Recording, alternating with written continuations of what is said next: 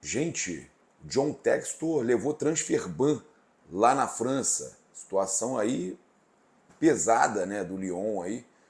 Cara, rebaixamento, problemas aí financeiros. Olha só, o John Textor, dono da SAF do Botafogo, sofreu um duro golpe nesta sexta-feira, né? O Lyon, um dos times do empresário americano na Europa, foi rebaixado provisoriamente para a segunda divisão do campeonato francês por problemas financeiros. A Direção Nacional de Controle de Gestão DNCG da Liga de Futebol Profissional da França, Ligue 1, também determinou que o clube seja impedido de inscrever novos atletas. É uma espécie de transfer ban. Caso a diretoria não consiga regularizar a situação ao fim da temporada, em junho de 25, as duras punições serão aplicadas. O americano se reuniu por mais de 3 horas com membros da DNCG nesta sexta, né, em Paris. Segundo a imprensa local, o órgão esperava que o Lyon apresentasse garantias financeiras de pelo menos 100 milhões de euros para a atual temporada.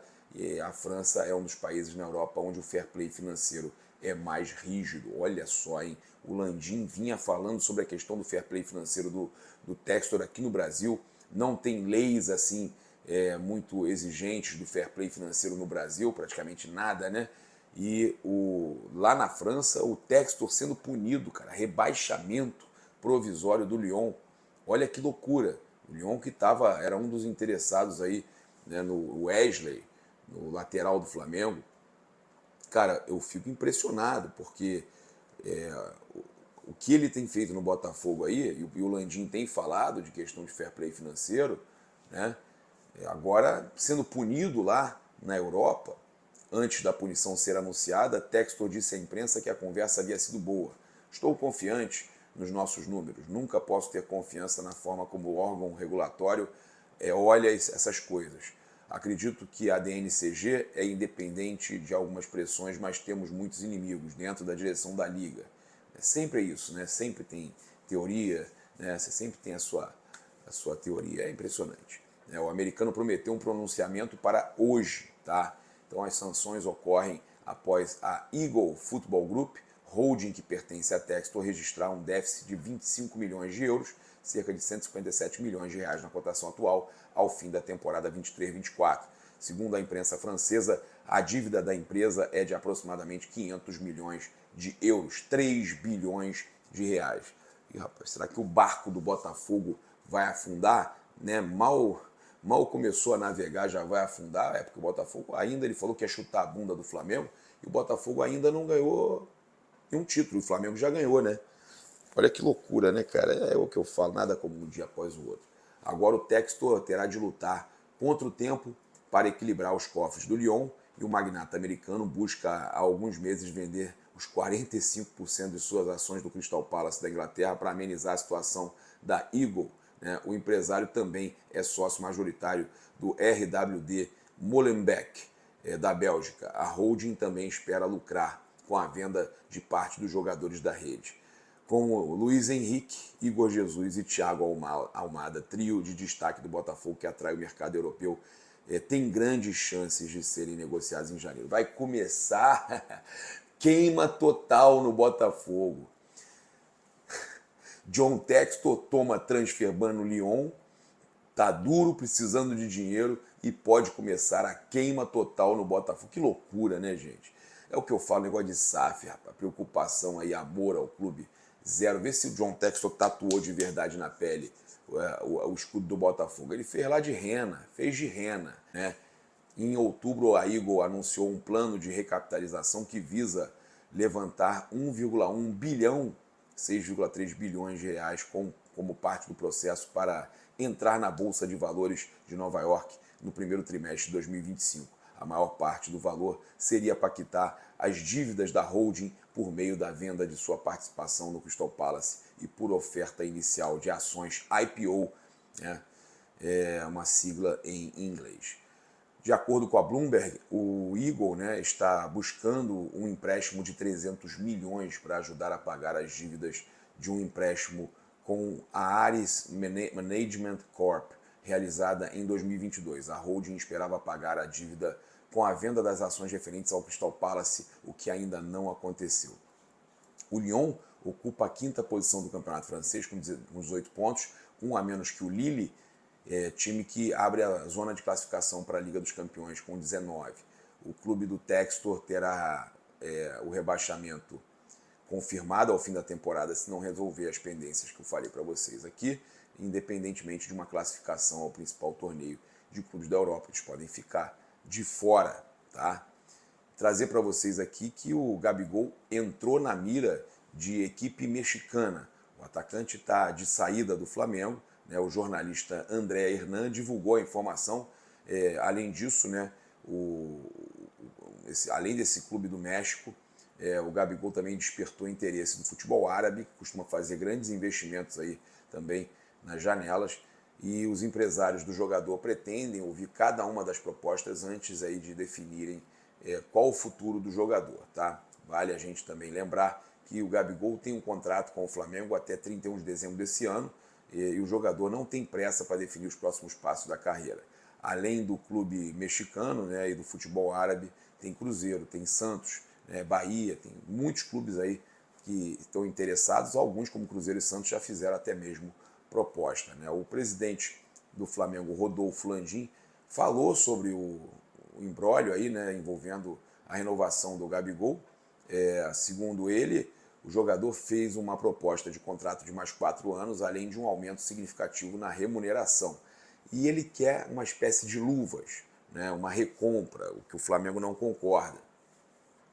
O Gabigol, abre aspas, fez uma proposta de contrato de mais 4 anos para o Flamengo, com um crescimento muito grande do que seria a remuneração anual dele, muito significativa. Eu diria que seria quase o dobro do que ele ganha atualmente, porque aí entra o passe livre dele, que passa a ter no final do período, né? Agora a expectativa é que Gabigol volte a ser relacionado para os próximos jogos do Flamengo. O próximo, por exemplo, é contra o Cuiabá, na quarta-feira. O Flamengo enfrenta o Cuiabá na Arena Pantanal às 19 horas, 34ª rodada do Campeonato Brasileiro. Tá? Então, quarta-feira, olha só, a gente teve o jornalista Fábio Sormani indicando o substituto perfeito de Gabigol para o Flamengo. O Sormani, com o negócio de 63 quilos de alcatra limpinha, será que ele sabe? Mas pelo menos ele falou bem, né? Vamos lá. Então, lá no programa Opinião Placar, da Placar TV, o Fábio Sormani apontou o atacante do Corinthians como um nome que se encaixaria no Flamengo, né? De acordo com ele, o Yuri Alberto melhorou nos últimos tempos e vem fazendo gols, o que o Flamengo precisa. Abre aspas, a questão no Flamengo é que quem vai ser centroavante? O Gabigol está indo embora e o Pedro só volta depois do Mundial. Vou te falar, o futebol do Yuri Alberto cresceu e melhorou quando o time do Corinthians melhorou. Do jeito que está jogando hoje, ele entra nesse time do Flamengo e faz os gols que o Flamengo precisa. Será, rapaz? Eu gosto do Yuri Alberto também. Dessa vez eu concordo com o Sormani. E você? O que você acha? Vale a pena trazer o Yuri Alberto?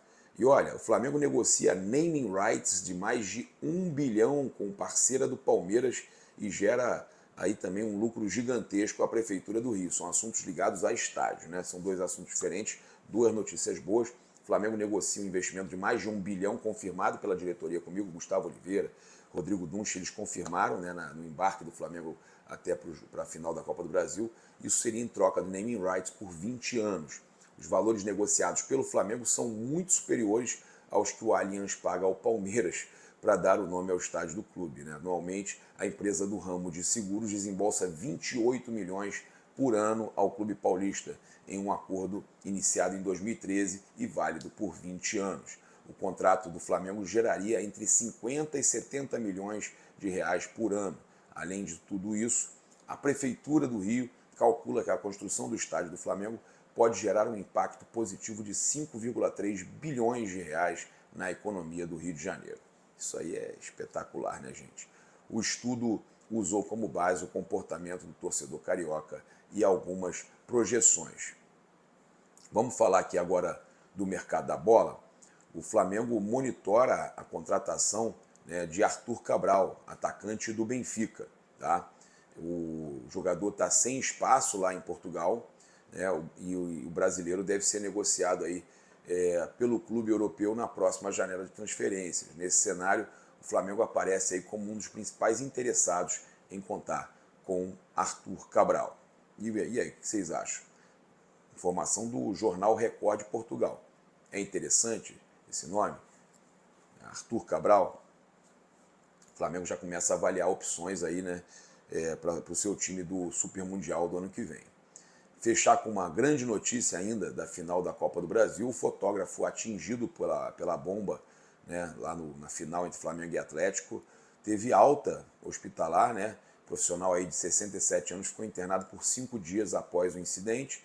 Nuremberg, José Maria, ele comentou: graças a Deus, estou de alta, obrigado a todos pela força, pelo carinho, pelas mensagens de conforto, Deus abençoe a todos. Escreveu o fotógrafo aí nas redes sociais, ele que teve aquele problema no pé, ficou deitado lá sendo atendido, foi uma loucura, né, aquela questão das bombas, né, 67 anos, estava internado desde a noite de domingo, né, e foi encaminhado diretamente da Arena MRV.